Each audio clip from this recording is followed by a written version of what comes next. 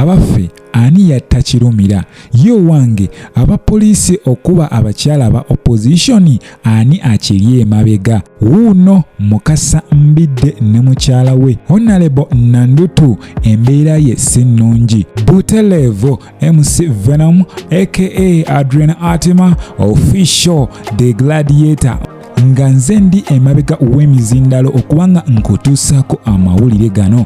Gwe atanaba kubanga osubscribinga genda maaso osubscribinge wansi awo ojja kubanga onkoledde ekisinga. Butereevu tutandikidde ku mwami Mukasa Mbidde era nga mbadde nsaba tulabe ka video kano katono nnyo ate tuyongereyo.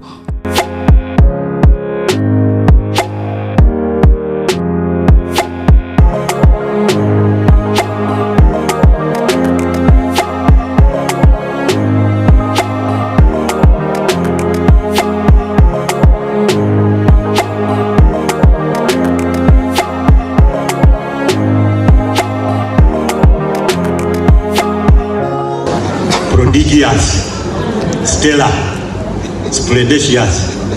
splendiferous, ankedule oba supercalifragilisticexpialidocious katika ngome kwebyo naye ebigambo biringa 18 webale nnyo ayi.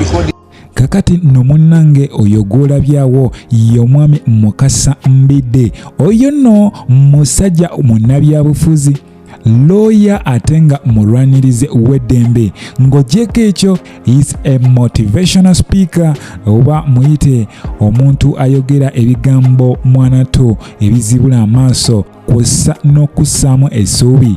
Munnange omwami oyo yayanjuddwa mu maka ga mukyala we era nga munnange omukolo gwabadde gw'amaanyi nnyo wabaddeyo abagagga bangi emmotoka za bbeeyi zokka era nga munnange bano banyumidde ddala nga w'obalabye. Omanyi munnange lino lyerimu ku ssanyu ate omukyala lyafuna ku nsi kuno era mu nsi muno tulina embaga 3 tulina emikolo 3 omukolo ogw'okuzaalibwa giyite birthday kussa omukolo ogw'okuwasibwa oba embaga era nga omukolo ogusembayo mukwano gwange gwe gw'olumbe awo nno manya ensi eno oba ogirekulidde. Awo nno munnange mukwano gwange musajja mukulu Mukasa Mbidde nkwagaliza ebisinga mu bufumbo bwo ne mukyala wo. Mpozi okujjukizamu mukwano gwange omwami ono Mukasa Mbidde yaliko omwagala wa Bukomansimbi Woman MP amanyiddwa nga Susan Namaganda. Mpozi njagala otwala omukisa guno ate okwebaza omukulu His Excellency Yoweri Museveni munnanga ate okuvayo nadduukirira abantu baffe Abannayuganda abaali basiranireyo mu buwaŋŋanguse. Jjukira Sudan waliyo olutalo era nga Bannayuganda abasinga mwanatu beewogomako mu nsi eriraanyeekaawo era nga olunaku olwaleero gavumenti yasobodde okuggyayo abantu abawererako nno ddala. Wenjogerera bino mukwano gwange ebyomukyala State Minister Nandutu Agnes munnange ebibye sibilunji yadde n'akatono era nga wenjogerera bino mukwano gwange baloya bono baagala ate alabike nga afuna beyiro.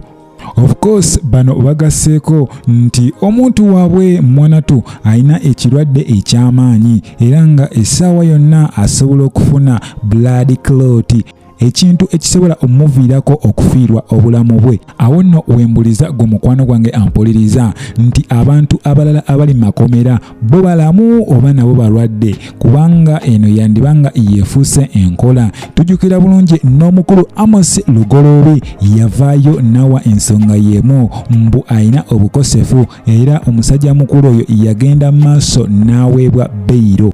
Wabula ku nsonga ya Agnes Nandutu okufuna beyiro jaji agenze maaso n'akabatema n'abategeeza nti ezo ensonga bajja kwongera okuzoogerako nga ennaku z'omwezi 3 Meeyi omwaka guno gwennyini gwe tulimu. Kitegeeza nti kwolwo olunaku ate omukyala Agnes Nandutu wasuubirwa okuddizibwa mu kkooti. We tweyongerayo mu maaso mukwano gwange gwe ampuliriza ennaku eziyise emabega tuzze tulaba ate poliisi ng'ekozesa bubi munnange amaanyi gaayo. Eno ezze ekwata abakazi ab'enjawulo abamu nga bava ku ludda olw'opposition kw'ossa nabo ba councillors naye nga bonna bakyala, wabula ng'enkwata gye babakwatamu mwanattu tesaanidde. Ndowooza twalabako Masaka District Woman MP engeri gye yali asikibwamu abapoliisi. Omukyalo oyo Joan amanyiddwa nga Joan Namutaawe munnange abapoliisi engeri gye bamukwatamu teyali nnungi n'akatono. Wabula omukyala Honorable Speaker Anita Amongi agenze maaso nagenda ku CPS era n'abanga ataasa ba Member of Parliament munnange 11 era nga bano bakwatibwa olw'okubanga bali beemulugunya ku ngeri poliisi ate gyekwatamu abakyala. Wabula Honorable Speaker Anita Amongi ono agenze maaso bonna ate nalabika nga abajjayo ku CPS. Ono nno awerekeddwako Bugiri Municipality MP amanyiddwa nga Asumani Basalirwa ne balabika nga bajjayo bannaabwe. Awo nno wembuuliza kino kituteekawa ng'eggwanga era poliisi eraga kifaananyi ki eri abantu? Eriwo kubakuuma oba? Nyongera okujjukiza gwe mukwano gwange nti oli ku Jika Media, ensibiko y'amawulire gonna ageesigika anti w'ogasanga. Kati nno wetweyongerayo maaso mukwano gwange munnange omukulu Abubeka oba Aji Abubeka Kawooya ono avuddeyo n'awanjagira gavumenti era nga akoowoola asaba gavumenti eveeyo eyogere eyata mutabani we. Era ono avuddeyo n'ategeeza nga ate wagenda okubanga akuba gavumenti mu mbuga z'amateeka olw'okulemererwa okukola emirimu gyayo. Ono nno gwe twogera ku mukulu Muhammad Kilumira era ng'ono yattibwa mu Septemba ennaku z'omwezi zaali 8 omwaka 2018 era ng'ono mukwano gwange yattibwa n'amasasi we yali ku lugendo lwe ate ngadda waka e Bulenga kumpi awo Mitiana Road awo munnange omukulu ono we yakubibwa amasasi bw'atyo n'ava mu bulamu bw'ensi eno. Ono agenze maaso n'ategeeza nti yatuukirira omukulembeze w'eggwanga era n'amukwasa okwemulugunya kwe n'omusango, wabula yeewunya nnyo ate omukulembeze w'eggwanga okubanga omusango yagweggyako n'agussa mu mikono emirala. Era ono asaba kwogera n'omukulembeze wa ggwanga oba agenda kubanga ate gavumenti agikuba mu mbuga z'amateeka. Butereevu mwebale kwekuumira ku Jika Media.